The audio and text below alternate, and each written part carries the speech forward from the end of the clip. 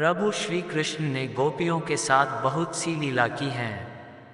श्री कृष्ण गोपियों की मटकी फोड़ते और माखन चुराते और गोपियां श्री कृष्ण का उलाहना लेकर यशोदा मैया के पास जाती। ऐसा बहुत बार हुआ। एक बार की बात है कि यशोदा मैया प्रभु श्री कृष्ण के उलाहनों से तंग आ गई और छड़ी लेकर श्री कृष्ण की ओर दौड़ी। जब प्रभु ने अपनी मैया को क्रोध में देखा तो वह अपना बचाव करने के लिए भागने लगे। भागते भागते श्री कृष्ण एक कुम्हार के पास पहुँचे। कुम्हार तो अपने मिट्टी के घड़े बनाने में व्यस्त था, लेकिन जैसे ही कुम्हार ने श्री कृष्ण को देखा तो वह बहुत प्रसन्न हुआ। कुम्हार जानता था कि श्री कृष्ण साक्षात परमेश्वर हैं। तब प्रभु ने कुम्हार से कहा कि कुम्हार जी, आज मेरी मैया मुझ पर बहुत क्रोधित है। मैया छड़ी लेकर मेरे पीछे आ रही है। भैया, मुझे कहीं छुपा लो। तब कुम्हार ने श्री कृष्ण को एक बड़े से मटके के नीचे छिपा दिया। कुछ ही क्षणों में मैया यशोदा भी वहां आ गई और कुम्हार से पूछने लगी, क्यों रे कुम्हार, तूने मेरे कन्हैया को कहीं देखा है क्या? कुम्हार ने कह दिया, नहीं मैया, मैंने कन्हैया को नहीं देखा।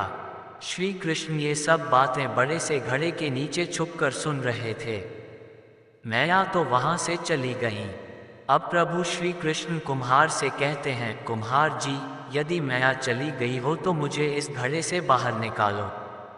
कुम्हार बोला, ऐसे नहीं प्रभु जी, पहले मुझे 84 लाख यानियों के बंधन से मुक्त करने का वचन दो। भगवान मुस्कुराए और कहा, ठीक है, मैं तुम्हें 84 लाख योनियों से मुक्त करने का वचन देता हूँ। अब तो मुझे बाहर निकाल दो। कुम्हार कहने लगा, मुझे अकेले नहीं प्रभु जी, मेरे परिवार के सभी लोगों को भी 84 लाख योनियों के बंधन से मुक्त करने का वचन दोगे तो मैं आपको इस घड़े से बाहर निकालूंगा।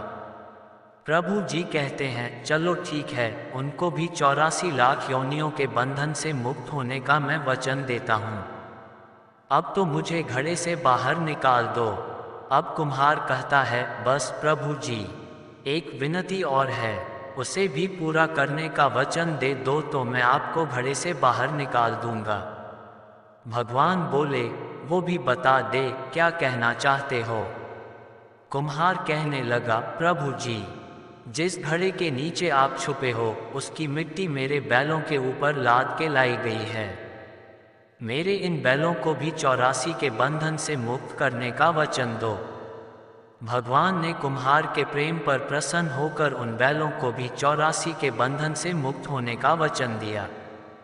प्रभु बोले, अब तो तुम्हारी सब इच्छा पूरी हो गई, अब तो मुझे घड़े से बाहर निकाल दो।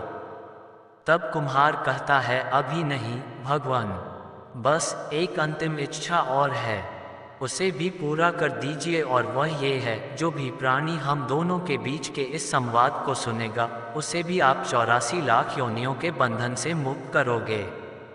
बस ये वचन दे दो तो मैं आपको इस घड़े से बाहर निकाल दूंगा।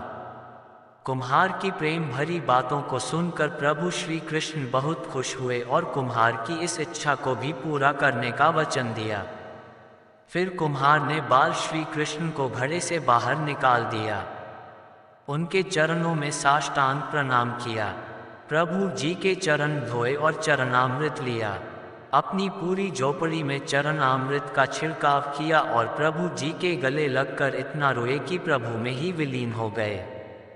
जरा सोचें, जो बाल श्री कृष्ण 7 कोस लंबे चौड़े गोवर्धन पर्वत को अपनी इकई अंगुली पर उठा सकते हैं, तो क्या वो एक घड़ा नहीं उठा सकते थे? लेकिन बिना प्रेम रीझे नहीं नटवर नंद किशोर। कोई कितने भी यज्ञ करे, अनुष्ठान करे, कितना भी दान करे, चाहे कितनी भी भक्ति करे, लेकिन जब तक मन में प्राणी मात्र के लिए प्रेम नहीं होगा, प्रभु श्री कृष्ण मिल नहीं सकते।